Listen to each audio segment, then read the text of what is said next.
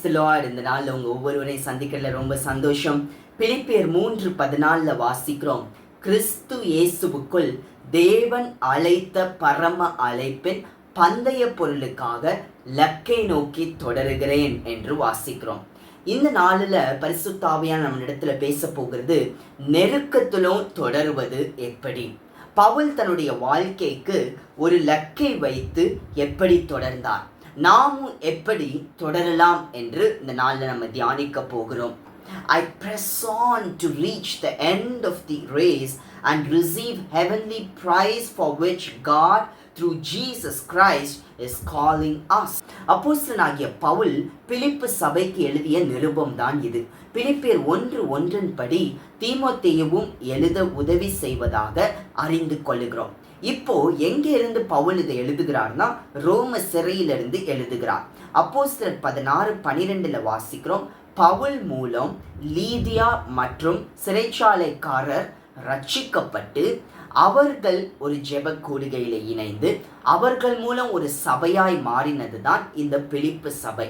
எதற்காக இந்த நிருபம் எழுதப்பட்டது, எழுதிய காரணத்தை பிலிப்பியர் 4:10-18 தெளிவாய் பார்க்க முடியும். எப்பாப்ரா தீத்து என்பவர் காணிக்கைகளை கொண்டு வந்து பவுலினிடத்துல கொடுக்கிறார். பிலிப்பு ஜனங்கள் கொடுத்த காணிக்கைகள், தேவனுக்கென்று கொடுத்தவைகளை கொண்டு வந்து ஊழியனாகிய பவுலினிடத்துல கொடுத்த பொழுது, உபத்திரவத்திலும் எப்படி நம்ம தைரியமா இருக்க முடியும் என்று பவுல் எழுதுகிறார்.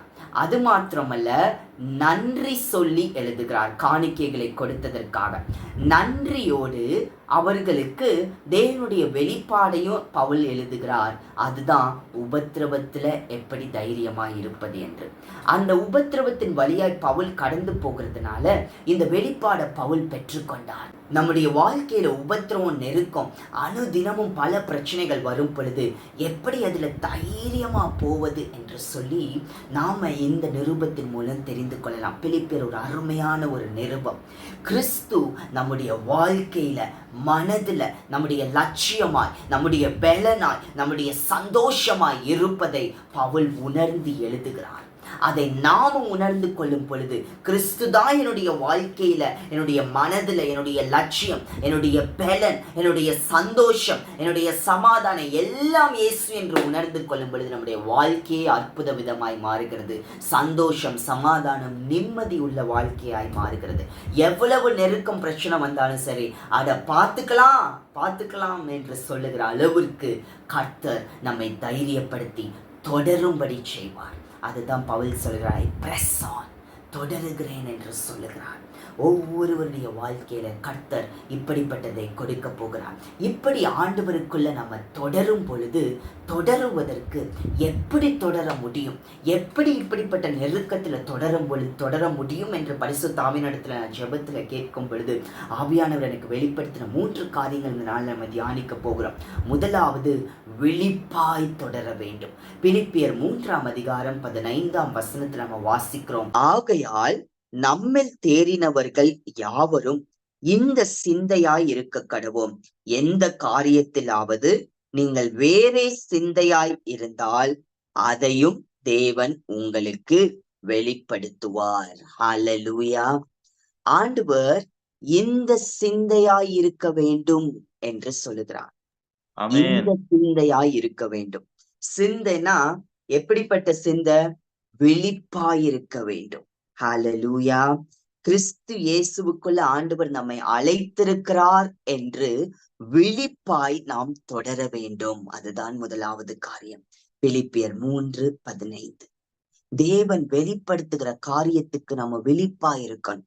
அநேக நேரத்துல ஆண்டவருடைய சமூகத்துல உட்கார்ந்து அமைதியா உட்கார்ந்து அவருடைய சத்தத்தை கேட்கும் பொழுது ஆண்டவர் அநேக காரியங்களை உங்களுக்கு பேசுவார், உங்களுக்கு வெளிப்படுத்துவார். வேதத்தை படிக்கும் பொழுது உங்களுக்கு வெளிப்படுத்துவார். அதற்காக விழிப்பாய் இருக்கும் பொழுது உங்களுக்குள்ள ஒரு தைரியம் வரும், உங்களுக்குள்ள ஒரு பலன் வரும். ஆண்டவரே எனக்கு இதை வெளிப்படுத்திட்டார், ஆண்டவரே எனக்கு சொல்லிட்டார்னு விழிப்பாய் நீங்கள் தொடர ஆரம்பித்து விடுவீர்கள். ஹல்லேலூயா. அதுதான் விழிப்பாய் தொடர்வது. விழிப்பாய் தொடர்ந்து ஆண்டவர் என்னை அழைத்திருக்கிறார். கட்டாய ஆண்டவர் என்னுடைய வாழ்க்கைக்கு என்று ஒரு திட்டத்தை வைத்திருக்கிறார். அந்த திட்டத்தை நிறைவேற்றுவார். எவ்வளவு நெருக்கங்கள் வந்தாலும் கர்த்தர் அதை செய்து முடிப்பார் என்று ஆண்டவருடைய வெளிப்பாட்டுக்கு வெளிப்பாய் இருக்க வேண்டும். ஹல்லேலூயா. இந்த சிந்தையாய் நாம் இருக்க வேண்டும். வேற சிந்தையாய் இருந்தால் அதையும் தேவன் உங்களுக்கு வெளிப்படுத்துவாராம். எவ்வளவு நல்ல தேவன் பாருங்களேன். வசனம் அழகா சொல்லுது. வேற சிந்தையா இருந்தால் அதையும் தேவன் உங்களுக்கு வெளிப்படுத்துவார். ஆண்டவர் பரிசுத்த ஆவியானவரை நமக்கு கொடுத்திருக்கிறார். அவர் நமக்கு வெளிப்படுத்துகிற தேவன். ஒருவேளை சோர்ந்து போய் இருந்தாலும் ஆண்டவர் வெளிப்படுத்துவார். விழிப்பாய் இருக்க வேண்டும் என்று நமக்கு காட்டுவார். ஹல்லேலூயா. யோசேப்புடைய வாழ்க்கையில பாருங்க, ஆதியாகமம் 41 நம்ம வாசிக்க முடியும். யோசேப்பு ஒரு சிறைச்சாலையில இருந்தார். சிறைச்சாலையில இருக்கவங்க 2 மனிதர்களை சந்திக்கிறார். அப்ப 2 பேரை சந்திக்கும் பொழுது 2 பேர் கனவு கண்டு குழம்பி போயிருக்கிறாங்க. அப்ப யோசேப்பு மூலம் ஆண்டவர் அவர்களுக்கு வெளிப்படுத்தி காட்டுகிறார். அப்போ யோசேப்பு அவர்களுக்கு அர்த்தத்தை சொல்லி விவரித்து சொல்லுகிறார். சொன்னதுக்கு அப்புறமா யோசேப்பு அவர்களிடத்துல சொல்லுகிறார், நீங்க போய் அரண்மனைக்கு மீண்டும் போகும் பொழுது என்ன நினைவு கூறுங்க என்று சொல்லுகிறார். பாருங்க, இந்த இடத்துல அவர் ஒரு சிறைச்சாலையில இருந்தாலும் அன்றைக்கு மற்றவர்களுடைய கனவிற்கு அர்த்தத்தை ஆண்டவரிடத்திலிருந்து கேட்டு சொல்ல முடிந்தது. உங்களுடைய வாழ்க்கையில நீங்க சிறைச்சாலையை போல கஷ்டத்தின் வழியாய் போனாலும் ஆண்டுடைய சத்தத்துக்கு வெளிப்பாய் இருக்க வேண்டும். வெளிப்பாய் இருக்கும் போதுதான் நீங்க தைரியமா, சந்தோஷமா, உறுதியா ஆண்டவருடைய திட்டத்துல தொடர முடியும். எது வந்தாலும் உங்களை அசைக்க முடியாது. ஏன்னா நீங்க ஆண்டவருக்கு வெளிப்பாய் இருக்கிறீங்க. ஹல்லேலூயா. ஹல்லேலூயா. 2வதாக எப்படி நம்ம தொடர வேண்டும்? பரிசுத்த ஆவியானவர் எனக்கு சொன்னார், வழிகாட்டுதலோடு தொடர வேண்டும் என்றார். வழிகாட்டுதலோடு தொடர வேண்டும். பவுல் சொல்லுகிறார், தேவன் அழைத்த அழைப்பின் பரம அழைப்பின் பந்தய பொருளுக்காக லக்கை நோக்கி தொடருகிறேன் என்று சொல்லுகிறார். எப்படி தொடர வேண்டும்? நாம் வழிகாட்டுதலோடு தொடர வேண்டும். ஆண்டவர் நமக்காக வழிகாட்டுவதற்கென்று சிலரை இந்த பூமியில வைத்திருக்கிறார். அதற்காக தான் ஆண்டவர் ஊழியர்களை ஏற்படுத்தி வைத்திருக்கிறார். பிலிப்பியர் 3ஆம் அதிகாரம் 17ஆம் வசனம். அதே பிலிப்பியர் 3ஆம் அதிகாரம் 17ஆம் வசனத்தை நம்ம வாசிக்கும் பொழுது இன்னும் அழகாய் வேதம் சொல்லுகிறது, சகோதரரே, நீங்கள் என்னோடே கூட பின்பற்றுகிறவர்களாகி நாங்கள் உங்களுக்கு வழிகாட்டுகிறபடி நடக்கிறவர்களை மாதிரியாக நோக்குங்கள். ஹல்லேலூயா. பவுல் சொல்லுகிறார், நாங்கள் உங்களுக்கு வழிகாட்டுகிறபடி நடக்கிறவர்களை மாதிரியாக நோக்குங்கள் என்று சொல்லுகிறார். அப்போ ஆண்டவர் நம்மை அழைத்த அழைப்புல, ஆண்டவர் நமக்கென்று வைத்திருக்கிற இந்த வாழ்க்கையில தைரியமாய், அழைப்புனா ஊழிய அழைப்பை மட்டும் நான் சொல்லல, ஒவ்வொருவருடைய வாழ்க்கையில ஆண்டவர் ஒரு அழைப்பை வைத்திருக்கிறார். சிலரை முழு நேரமாக ஊழியத்திற்கென்று அழைத்திருக்கிறார். பல விதங்கள் உண்டு அழைப்புல. ஒவ்வொருவரையும் ஆண்டவர் ஒரு திட்டத்தோடு அழைப்போடு தான் இந்த பூமிக்கு அனுப்புகிறார். யாருக்குமே என்னுடைய வாழ்க்கையில திட்டமே இல்லை, என்னுடைய வாழ்க்கையில தேவனுடைய அழைப்பே இல்லை என்று சொல்ல முடியாது. உங்கள் ஒவ்வொருவரையும் ஆண்டவர் ஒரு அழைப்போட தான் இந்த பூமியில பிறக்க வைத்து உங்களை ஒரு இடத்துல வைக்கிறார். நீங்க படித்து முடிக்கும் பொழுது முழுவதுமே அந்த அழைப்புக்குள்ள நீங்க போவீங்க. இந்த படிக்கிற காலம் உங்களுக்கு ட்ரைனிங். நீங்க ஒருவேளை ஒரு என்ஜினியரா போகலாம். அப்போ அநேக ஆண்டவருடைய காரியங்களுக்கு நீங்க உதவி செய்யலாம். ஆண்டவருடைய ஊழியர்களின் கட்டிடங்களை நீங்க எழுப்பி கொடுக்கலாம். அதற்காக ஆண்டவர் உங்களை பயன்படுத்தி கொண்டிருப்பார். ஒருவேளை நீங்க மீடியால இன்ட்ரெஸ்டடா இருக்கலாம். அதுதான் ஆண்டவர் உங்களுக்கு என்ற அழைப்பை வைத்திருக்கலாம். அந்த அழைப்பை மட்டும் கண்டுபிடிச்சிட்டீங்க போதும், அந்த அழைப்புல நீங்க தைரியமா ஓட முடியும். அப்போ அதற்காக ஆண்டவர் வழிகாட்டுதலை நமக்கு வைக்கிறார். எப்படி அழைப்பை கண்டுபிடிக்க வேண்டும் என்று வழிகாட்டுதலை வைக்கிறார். எப்படி அழைப்பை கண்டுபிடிப்பது? ஆவியானவர் எனக்கு கற்றுக் கொடுத்ததை உங்களுக்கு நான் சொல்றேனே. எப்படி அழைப்பை கண்டுபிடிப்பது? ஆண்டுடைய சமூகத்துல உட்கார்ந்து ஜெபித்த, ஆண்டவரே உங்க சித்தம் என்னுடைய சித்தமாய் மாறட்டும் என்று சொல்லி நீங்க ஆண்டவரிடத்துல ஜெபம் பண்ணிட்டு நீங்க வாழ ஆரம்பிங்க.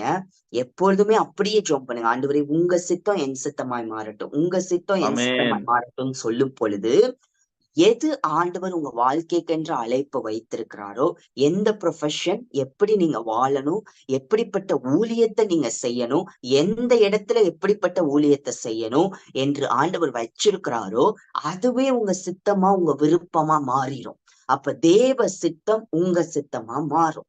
அப்ப அதுல நீங்க வாழ ஆரம்பிப்பீங்க. அது உங்க விருப்பமா மாறும். விருப்பங்கிறது உங்க பேஷனா மாறும். உங்களுடைய வாழ்க்கையில இதுதான் நான் கட்டாயம் செய்வேன் அப்படின்னு சொல்லி நீங்க நினைக்கிற அளவிற்கு அது உங்க வாழ்க்கையில விருப்பமா மாறும். அப்படிதான் உங்களுடைய வாழ்க்கையில அழைப்பை கண்டுபிடித்துக் கொள்ள முடியும். அதைத்தான் பவுல் சொல்லுகிறார். இந்த அழைப்புல நம்ம வாழும் பொழுது, நம்முடைய வாழ்க்கையில வாழும் பொழுது வழிகாட்டுதல் அவசியம். இப்ப இந்த வழிகாட்டுதலை கொடுக்கிறவர்கள் எப்படிப்பட்டவர்களா இருக்க வேண்டும்? அங்க போன இங்க போனேன்னு வழிகாட்டுதலை தேடி அலையக்கூடாது. அதையும் வேதம் தெளிவாய் சொல்லுகிறது. பிலிப்பியர் 3:19 வாசிக்கிறோம். பவுல் சொல்லுகிறார், யாரெல்லாம் வேறு விதமா இருக்கிறாங்களோ அவங்கள் முடிவு அழிவு, அவர்களுடைய தேவன் வயிறு, அவர்களுடைய மகிமை, அவர்களுடைய லட்சையே, அவர்கள் பூமிக்கடுத்தவைகளை சிந்திக்கிறார்கள். யாரெல்லாம் பூமிக்கடுத்தவைகளை சிந்திக்கிறார்களோ அவர்களிடத்துல நீங்க வழிகாட்டுதலுக்கு போகக்கூடாது. தேவனுக்கு அடுத்தவைகளை சிந்தித்து ஆவியில நடக்கிறவர்கள் யாரோ அவர்களை நீங்க கண்டுபிடித்து வழிகாட்டுதலை நீங்கள் எப்பொழுதும் உங்க வாழ்க்கைக்கென்று பிடித்து வைத்துக் கொள்ளும் பொழுது, உங்க வாழ்க்கையில கஷ்டமான நேரத்துல எல்லாம் அவங்களுக்கு ஒரு போன் பண்ணா போதும், அவங்களுக்கு ஒரு மெசேஜ் பண்ணா போதும், உங்களுக்கு ஆண்டவர் அவர்கள் மூலம் வார்த்தையை கொடுப்பார். உங்களை தைரியப்படுத்துவார், திடப்படுத்துவார். உங்களுக்கு ஆண்டவர் தேடி கண்டுபிடிக்க ஆண்டவர் கிருபை செய்வார். நான் எப்பயுமே எனக்கு சோர்ந்து போகும் பொழுது ஆண்டவர் பவுல் மூலம் சொன்னது போல எனக்கும் வழிகாட்டுதலை ஆண்டவர் கொடுப்பார் சரியான நேரத்துல.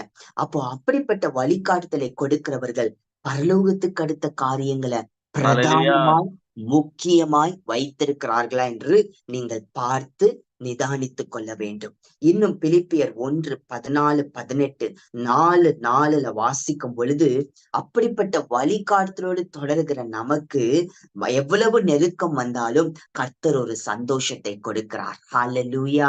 கடைசியாக எப்படி நாம் தொடர வேண்டும்?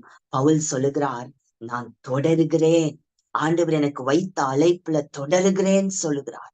எப்படி நாம் தொடர வேண்டும்? கடைசியாக வாசிக்கிறோம், எதிர்பார்ப்போடு தொடர வேண்டும்.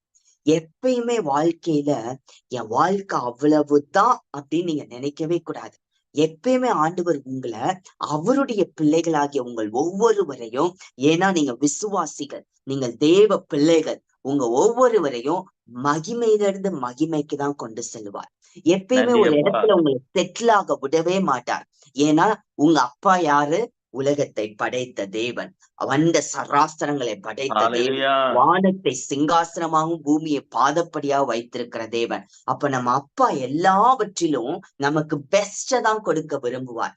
சில சமயம் அந்த ப்ராசஸ் லோவா இருக்கலாம், ஆனா கட்டாயம் உங்களை உயர்த்துவார், கட்டாயம் உங்களை உயர்த்துவார். நீங்க அவருக்கு ஃபெய்த்ஃபுல்லா, உண்மையா நீங்க அவரை மட்டுமே சார்ந்து வாழ்ந்து பார்த்தீங்கன்னா கட்டாய ஆண்டவர் உங்களை உயர்த்த ஆரம்பிப்பார்.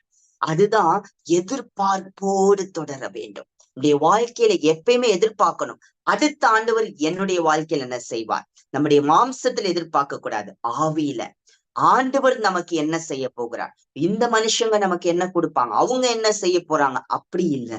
ஆண்டவர் நமக்கு என்ன செய்ய போகிறார், அடுத்த ஆண்டவர் என் வாழ்க்கைக்கு என்ன வச்சிருக்க போறான். ஓ ஐ எம் எக்ஸைட்டட்.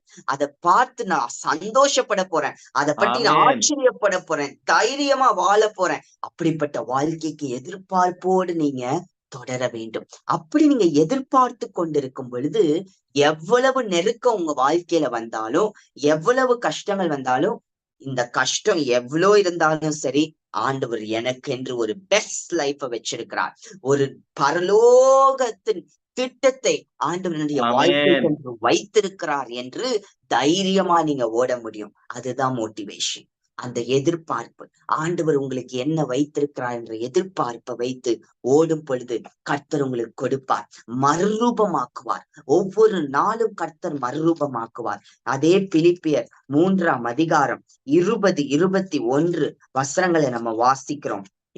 இந்த காரியத்துக்காக ஆண்டவர் எனக்கு காட்டினார். நம்முடைய குடியிருப்போ பரலோகத்தில் இருக்கிறது, அங்கே இருந்து கர்த்தராகி இயேசு கிறிஸ்து என்னும் ரட்சகர் எதிர்பார்த்து கொண்டிருக்கிறோம். நம்முடைய குடியிருப்பு பரலோகத்துல இருக்கிறது. அப்பனா பூமியில நமக்கு நல்ல வாழ்க்கையே இல்லையான்னு நீங்க நினைச்சுக்க கூடாது. நம்முடைய குடியிருப்பு பரலோகத்துல இருக்குது. இந்த டெம்பரரி பிளேஸ்லயும் ஆண்டவர் உங்களை நல்லா வைப்பார். பரலோகத்திலேயே பெஸ்டா உங்களுக்கு ஆயத்தம் பண்ணி வச்சிருக்கிறார்னா, இந்த பூமியில அவருக்காக வாழுகிற உங்களுக்கு எவ்வளவு பெஸ்ட் ஆண்டவர் உங்களுக்கு கொடுக்க முடியும் என்று யோசித்து பாருங்க. அவர் எல்லாவற்றையும் தமக்கு கீழ்ப்படுத்தி கொள்ளத்தக்க தம்முடைய வல்லமையான செயலின்படியே நம்முடைய அற்பமான சரீரத்தை தம்முடைய மகிமையான சரீரத்துக்கு ஒப்பாக மறுரூபமாக்குவார். ஹல்லேலூயா. ஆண்டவர் நம்மை நாளுக்கு நாள் மறுரூபமாக்குவார். ஆவியில நீங்க வளர்ந்து கொண்டே இருக்கணும். நாளுக்கு நாள் நீங்க ஆவியில இருக்கும் பொழுதுதான் அவர் வருகை கூட நீங்க சென்ஸ் பண்ண முடியும். எப்படி நீங்க ஆவியில நடக்கிறீங்களோ அப்படிதான் நீங்க ஆண்டவருடைய வருகையை சென்ஸ் பண்ண முடியும். ஆவிக்குரியவர்களா நடந்தாதான் அதை நீங்க அறிந்து நீங்க அவரோடு பரலோகத்துக்கு போக முடியும் வருகையில. ஆகவே நீங்க எப்பயுமே உங்களுடைய வாழ்க்கையில ஆவியில நடக்க வேண்டும். அதுதான் மகிமையின் மேல் மகிமை, மகிமையின் மேல் மகிமை. மறுரூபமாய்க்கொண்டே இருக்கணும். தினமும் மறுரூபமாய்க்கொண்டே இருக்கணும். பவுல் சொல்லுகிறார், ஒரு நாள் முழுவதுமாய் நம்மை மறுரூபமாக்குவார். முழுவதுமாய் நம்ம பரலோகத்தின் சரீரத்தை கொடுத்து மறுரூபமாக்குவார். இன்னும் 1 கொரிந்தியர் 15:53 வாசிக்கிறோம், அழிவுள்ளதாகிய இது அழியாமையையும் சாவுக்கேதுவான இது சாவாமையையும் தரித்துக் கொள்ளும். அப்போ நம்ம பரலோகத்துக்கு போகும் பொழுது நம்முடைய ஆவி உள்ளான மனிதனுக்கு நமக்கு வெளியில ஒரு சரீரத்தை ஆண்டவர் கொடுக்க போகிறார். அது அழியாத ஒரு சரீரம், சாவாமையுள்ள ஒரு சரீரத்தை பரலோகத்தில் ஆண்டவர் நமக்கு கொடுப்பார். கட்டாயம் இந்த பூமியில நம்ம ஒவ்வொருவருக்கும் மரணம் உண்டு. இந்த சரீரம் கீழே விழும். ஆனால் உங்கள் ஆவி ஆத்துமாவோ தேவனிடத்துல போக போகிறது. அந்த நிச்சயத்தோடு வாழுங்க, எதிர்பார்ப்போடு வாழுங்க.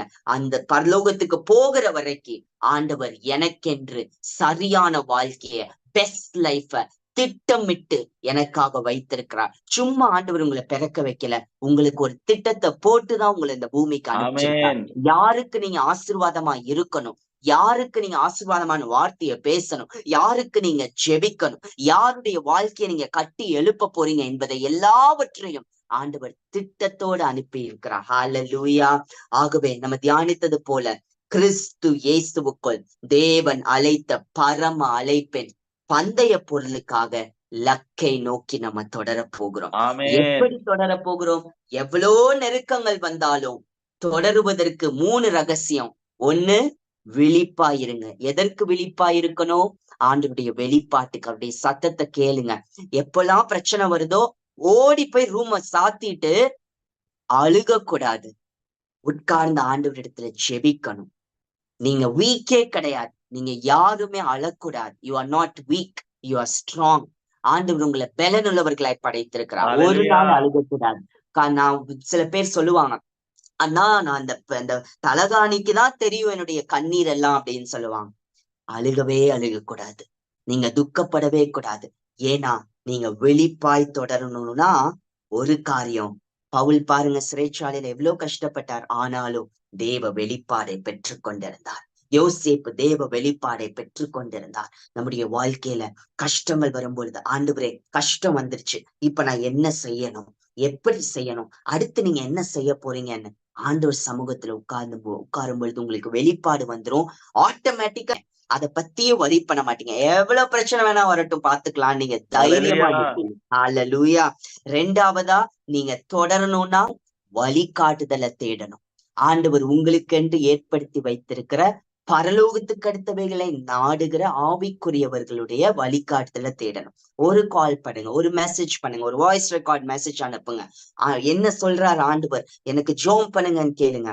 ஒரு வார்த்தை தேவனுடைய பிள்ளைகள் வாயிலிருந்து வருகிற ஒரு வார்த்தை உங்களை தைரியப்படுத்தி. ஆண்டவர் என்ன தைரியப்படுத்தி இருக்கிறார்.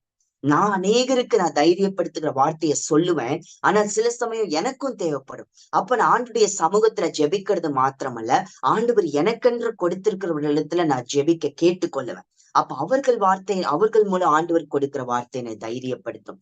கடைசியாக பிரச்சனை வந்தா எப்படி நீங்க தொடர போறீங்க? எதிர்பார்ப்போடு தொடர போறீங்க. ஹalleluya. ஒரு எதிர்பார்ப்பு Hallelujah. எப்பயுமே உங்க வாழ்க்கையில இருக்கட்டும். ஆண்டவர் என்னை பரலோகத்துக்கு மறுரூபமாக்க போறார்னா இந்த பூமிக்கு என்ன பெஸ்டான லைஃப கொடுக்கிறார். அவருடைய தீர்மானம், அவருடைய வழிகள் எல்லாவற்றை காட்டிலும் பெரியது. ஹalleluya. அந்த பெரிய வழிகள் என்னுடைய வாழ்க்கையில இருக்கு.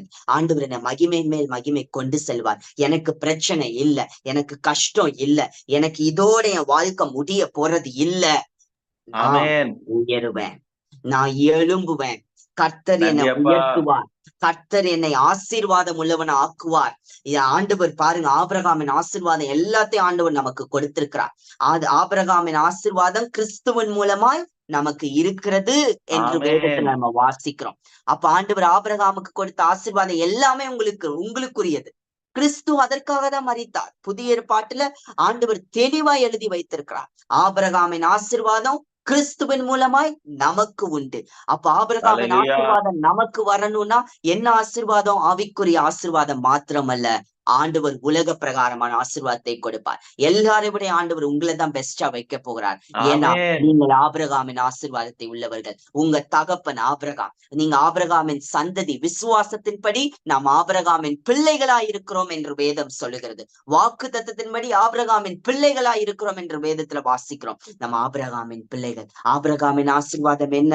நான் உன்னை ஆசீர்வதிக்கவே ஆசீர்வதித்து இப்போ இந்த ஆசீர்வாதத்தை ஆண்டவர் உங்க எல்லாத்துக்கும் கொடுக்கிறார். ஆதியாகமம் 12ஆம் அதிகாரம் 1 நான் வாசிக்க போகிறேன். நீங்க அதை அப்படியே ரிசீவ் பண்ண போறீங்க. பெற்றுக்கொள்கிறேன் என்று சொல்லி பெற்றுக்கொள்ளுங்க.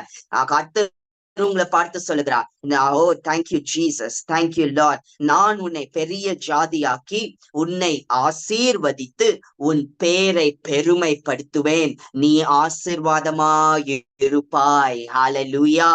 உன்னை ஆசீர்வதிக்கிறவர்களை ஆசீர்வதிப்பேன், உன்னை சபிக்கிறவனை சபிப்பேன். பூமியில் உள்ள வம்சங்கள் எல்லாம் உனக்குள் ஆசீர்வதிக்கப்படும் என்றார். நீங்க இல்லைன்னா மத்தவங்களுக்கு ஆசீர்வாதம் இல்ல. உங்க மூலமா அநேகருக்கு ஆசீர்வாதம் வரப்போகிறது. ஹalleluya, ஹalleluya.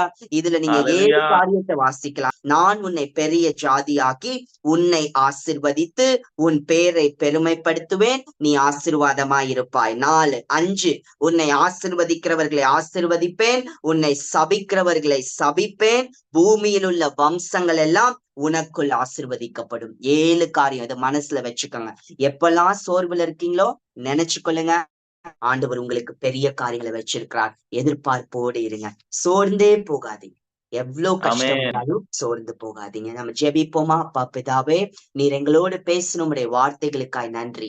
Thank you father. நன்றி அப்பா. Father, in the mighty name of Jesus, இயேசுவின் நாமத்தினால ஒவ்வொருவருக்குள்ளும் இருக்கிற எல்லா சோர்வுகள் இப்பொழுது வெளியேறுவதாக, இப்பொழுது வெளியேறுவதாக. எல்லாரும் சொல்லுங்க, இயேசுவின் நாமத்தினால எனக்கு இனி சோர்வு இல்ல, எனக்கு என்னுடைய எதிர்காலத்தை குறித்த பயம் இல்ல, எனக்கு இனி கஷ்டங்கள் இல்ல, எனக்கு இனி தோல்விகள் இல்ல. கர்த்தர் எனக்கு ஜெயத்தை கொடுத்துட்டார். நான் ஆசீர்வாதமா இருப்பேன். ஹalleluya. Thank you Father. நன்றியப்பா, நன்றியப்பா, நன்றியப்பா.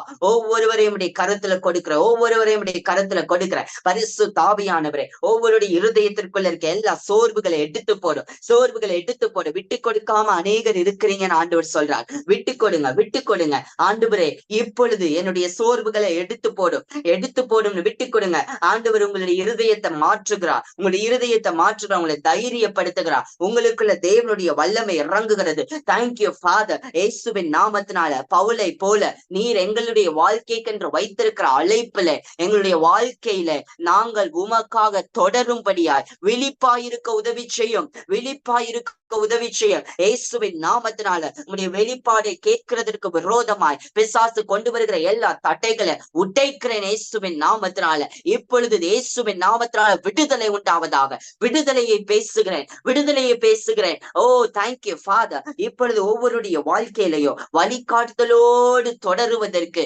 தேவன் சரியான ஆட்களை ஒவ்வொருவருக்கு ஏற்படுத்தி தாரும். அதை கண்டு கண்டுபிடிக்க உதவி செய்யும். தேங்க்யூ ஃபாதர், நன்றி அப்பா. ஒவ்வொருவருக்கும் சரியான நேரத்துல, சோர்ந்து போகிற நேரத்துல தூக்கி எடுக்கிற நண்பர்களை நீர் ஏற்படுத்தி தாரும். ஒவ்வொருவருக்கு சோர்ந்து போகிற நேரத்துல தூக்கி எடுக்கிற வார்த்தைகளை கொடுக்கிற ஆட்களை நீர் ஏற்படுத்தி தாரும். தேங்க்யூ ஃபாதர், நீர் ஏற்படுத்தி வைத்திருக்கிறீர். தேடி கண்டுபிடிக்க உதவி செய்யும். Thank you holy spirit. இப்பொழுது மேசு சுவாமி, ஒவ்வொருடைய வாழ்க்கையிலையும் அடுத்து என்னுடைய வாழ்க்கைக்கு என்ன இருக்கிறது, எனக்கு அநேக கவலைகள் இருக்கிறது, எதையும் நான் யோசித்து கொண்டே இருக்கிறேன் நீங்க நினைக்கிறீங்க. இப்பொழுது எல்லாம் over thinking get out in the name of Jesus. இயேசுவின் நாமத்தினால கர்த்தர் இப்பொழுது உங்களை மறுரூபமாக்குறார். கர்த்தர் உங்களுக்குள்ள ஒரு எதிர்பார்ப்பை கொடுக்கிறார். ஆண்டவர் உங்களுக்காக வைத்திருக்கிற திட்டங்களை, தேவன் உங்களுக்காக ஆயத்தம் பண்ணி வைத்திருக்கிறவர்களை கண் காணவில்லை, காதுகள் கேட்கவில்லை, மனுஷனுடைய இருதயத்தில் தோன்றவும் இல்லை. கர்த்தர் உங்களுக்காக பெரிய காரியங்களை ஆயத்தம் பண்ணி வைத்திருக்கிறேன் என்று சொல்கிறார். தேங்க்யூ லார்ட், நன்றி அப்பா. தேங்க்யூ ஃபாதர், நன்றி அப்பா. ஒவ்வொருடைய வாழ்க்கையில மறுரூபமாக்குகிறதற்காக உமக்கு நன்றி. Thank you Jesus. பலமுறை தோற்று போய் இருக்கிறீங்க, ஆண்டவர் இன்றைக்கு உங்களுக்கு ஞானத்தை கொடுக்கிறார். Thank you Jesus, thank you father, thank you Lord, நன்றி அப்பா. ஜாப் இன்டர்வியூ எத்தனை முறை அட்டன் பண்ணாலும் தோற்று போறேன்னு நினைக்கிறீங்க, கர்த்தர் உங்களுக்காகவே ஒரு ஸ்தலத்தை ஆயத்தம் பண்ணி வைத்திருக்கிறார். கர்த்தர் அதை உங்களுக்காக கொண்டு வர போகிறார். வெகு சீக்கிரத்துல நடக்க போகிறது. யாரோ ஒருடைய சகோதரிகள், யாரோ ஒருவர் அந்த வேலையை குறித்து பல விதமா யோசிச்சு கவலைப்பட்டு கொண்டிருக்கிறாங்க. கர்த்தர் அவர்களுக்கு அற்புதத்தை செய்ய போகிறார். Oh thank you father. Ask them to surrender. ஆண்டவரிடத்துல ஒப்பு கொடுத்து ஜெபிக்க சொல்லுங்க, ஜெபத்திற்கு வர சொல்லுங்க. தேங்க்யூ லார்ட், நன்றி அப்பா. Thank you father. ஒவ்வொருடைய வாழ்க்கையில இப்பொழுது வானத்தின் பலகணிகளை தொடர்ந்து இடம் கொள்ளாமல் போகும் மட்டும் ஆசீர்வதிக்கிறதற்காக உமக்கு நன்றி. ஆபிரகாமின் ஆசீர்வாதம் ஒவ்வொருவர் மீது இருக்கிறது. அந்த ஆசீர்வாதம் அப்பா நன்றி. அந்த ஆசீர்வாதம் வெளிப்படுவதற்கு விரோதமா இருக்கிற எல்லா தட்டைகள் இயேசுவின் நாமத்துல உடைக்கப்படுவதாக. எல்லா குடும்பத்துல இருக்கிற எல்லா ஆசீர்வாதத்திற்கு விரோதமா இருக்கிற தட்டைகள் நீங்குவதாக. தேவனுடைய வல்லமையினால ஒரு மறுரூபம் உண்டாவதாக. தேவனுடைய வல்லமையினால விடுதலை உண்டாவதாக. எல்லா வியாதிகள் மறைவதாக. இயேசுவின் நாமத்தினால healing is our birth right. தேவனால் பிறந்த எங்கள் ஒவ்வொருவருக்கும் நீர் கொடுத்திருப்பது சுகம் என்பது எங்களுடைய பிறப்புரிமை. இயேசுவின் நாமத்தினால வியாதிக்கு இடம் இல்லை, வெளியேறி இயேசுவின் நாமத்தினால. கிறிஸ்து எங்களுக்காக எல்லா வியாதிகளுக்கும், சாபங்களுக்கும், விடுதலைக்கும், கஷ்டங்களுக்கும், எல்லா பினான்சியல் ப்ராப்ளம்ஸ், பொருளாதார பண கஷ்டங்கள் எல்லாவற்றிற்காகவும் சிலுவையில எங்களுக்காக மரித்து ஜெயத்தை கொடுத்து விட்டு அந்த ஜெயத்தை இப்பொழுது ஒவ்வொரு பெற்று தருகிறேன். இயேசுவின் நாமத்தில் இந்த ஜெயத்தை பெற்றுக் கொள்கிறோம். Thank you father. ஒவ்வொருடைய வாழ்க்கையில இப்பொழுது அற்புதங்கள் நடப்பதாக, பிரேக் த்ரூ வருவதாக. இயேசுவின் நாமத்தில் இனி கஷ்டங்கள் இல்லை, இனி கண்ணீர் இல்லை, இனி துக்கங்கள் இல்லை. சந்தோஷம், ஆறுதல், சமாதானம் அவர்கள் இருக்கிற இடத்துல, வீடுகளில் நிரம்புவதாக இயேசுவின் நாமத்தினால. Thank you father. ஒவ்வொருடைய வாழ்க்கையில பெரிய காரியங்களை செய்ய போகிறதற்காக உமக்கு நன்றி. கிறிஸ்து எங்களுக்கு ஜீவனாயிருக்கிறீர். நீர் மறுமலர்ச்சியை கொடுக்கிறதற்காக உமக்கு நன்றி. தோற்று போனவர்களுக்கு ஜெயத்தை கொடுக்கிறதற்காக உமக்கு நன்றி. Thank you father. நன்றி அப்பா. பலத்தின் மேல் பலன், சுகத்தின் மேல் சுகம். இயேசுவின் நாமத்துல எல்லா வியாதிகள் மறைவதாக. இயேசுவின் நாமத்துல இன்னும் கஷ்டப்பட வைக்கிற பொல்லாத பிசாசின் கிரியைகள் இயேசுவின் நாமத்தில் அழிக்கப்படுவதாக. பிசாசை உனக்கு அதிகாரம் இல்லை, வியாதியை கொண்டு வர உனக்கு அதிகாரம் இல்லை. வெளியேறு இயேசுவின் நாமத்தினால. எல்லா பிசாசுக்கு திறக்கப்பட்டிருக்கிற எல்லா கதவுகளை அடைக்கிறேன் என்று சொல்லுங்க. இயேசுவின் நாமத்தினால என்னுடைய வாழ்க்கையில பிசாசுக்கு என்று திறக்கப்பட்டிருக்கிற எல்லா கதவுகள் அடைக்கிறேன் என்று சொல்லுங்க. இயேசுவின் நாமத்தினால நான் இயேசுவுக்கு சொந்தம் என்று சொல்லுங்க. இயேசுவுக்கு சொந்தம் சொல்லுங்க. இயேசுவுக்கு நான் சொந்தம். இயேசு என்னுடைய வாழ்வின் எல்லாவற்றுமாய் இருக்கிறார். இயேசு என்னுடைய வாழ்விற்கு அதிகாரியா இருக்கிறார் என்று சொல்லுங்க. Thank you father. ஆண்டவரே, ஒவ்வொருடைய பாவங்களை மன்னித்து பிசாசுக்கு திறக்கப்பட்டிருக்கிற எல்லா கதவுகளையும் அடைக்க கிருபை செய்ததற்காக உமக்கு நன்றி அப்பா. இனி பாவங்கள் இல்ல, பிசாசு உள்ள நுழைய முடியாது. இனி எல்லா துக்கங்கள் இல்ல, பிசாசு உள்ள நுழைய முடியாது. Thank you father. நன்றி அப்பா. பலத்தின் மேல் பலம், சுகத்தின் மேல் சுகம், கிருபையின் மேல் கிருபை, மகிமையின் மேல் மகிமை, விடுதலையின் மேல் விடுதலை ஆண்டவர் கொடுக்கிறதற்காய் நன்றி. இயேசுவின் நாமத்தில் பிதாவே, ஆமென். Thank you. God bless.